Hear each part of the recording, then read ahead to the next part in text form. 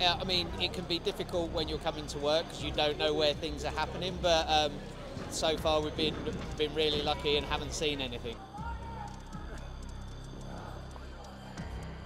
It's fine where I am, like where we live, we're quite like an accepting community, we're a good community, so nothing's really changed, but obviously we're all quite aware of like the situation everywhere else. A lot of people I know are getting involved in like peace protests and that kind of stuff.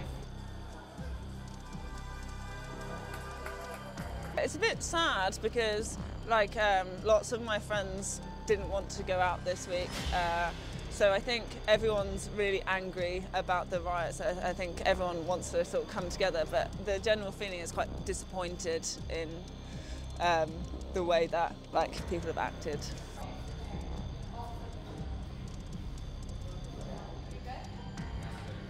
I am very much against them. I was really pleased to see the news this morning that in so many different areas around the UK, anti-protesters and people who are welcoming asylum seekers and people who are not from this country who need help outnumbered a lot of the far-right protests. I was really pleased to see that because actually I think the majority of English people or people who live in the UK do feel that way. Because what's led us to what's been going on in the UK, particularly over the last week.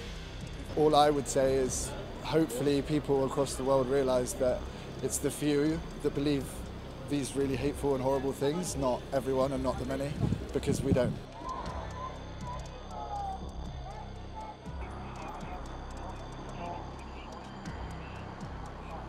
So the government have cracked down against the protests, and they've employed the police to make sure that areas are safe, and obviously put people in prison for where they have rioted.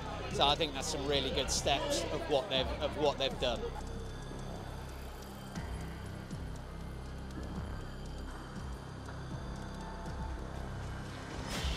It's one of those situations, it's hard, you're not going to please everyone and everyone's going to criticise you, but I think in general, like everything that could be done has been done.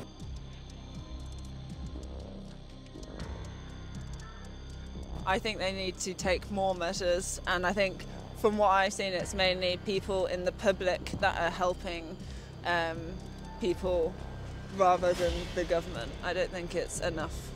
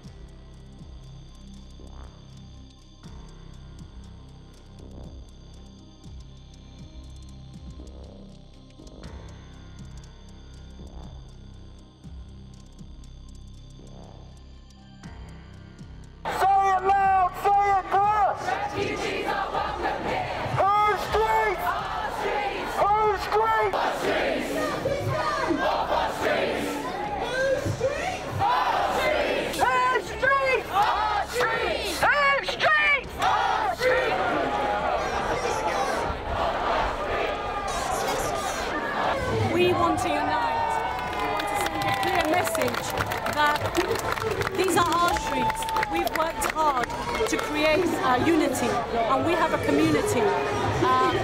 We're not going to let fascists, we're not going to let racists and the far right march here. Yeah, that's basically why I'm here. And there's fear. They've spread a lot of fear, and I was fearful, but I thought, no, it's very important to be here and meet them. If they want to talk, let's talk. Well, my parents' generation went through great sacrifices to fight against fascism from Germany, and it started off with small groups on the streets attacking immigrants, or in those days Jews. Now the same types of people are on the streets in this country. It's absolutely disgraceful, and I'm standing here against that, and with the community here to show that, you know, we were totally opposed to fascism then, and we're totally opposed to fascism now. Nazi MPs elected, a situation that we cannot.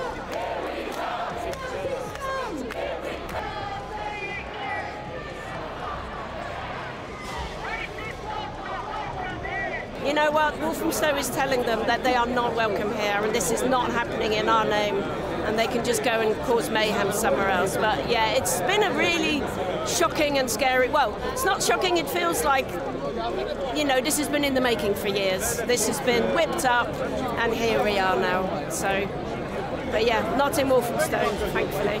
We truly, as you can see today, we really, truly do come together. We did it before, we'll do it again, and I'm just worried about the places where this is not happening, where the people aren't coming out to stop them. I'm really, truly worried about those other communities. And feeling really worried about everybody, really worried about people's safety, my friends' children's safety. I've got a lot of people of colour in my network. I'm worried about the Muslim people, the people of all faiths that are suffering. Just don't need them, we don't want them. It's time to move on from this. I can't believe it's happening again. I was around in Thatcher years. I can't believe we used to get up in the anti-Nazi marches, and here we are again. Show me what the community looks like! Show me what the community looks like! This is what the community looks like! This is what the community looks like!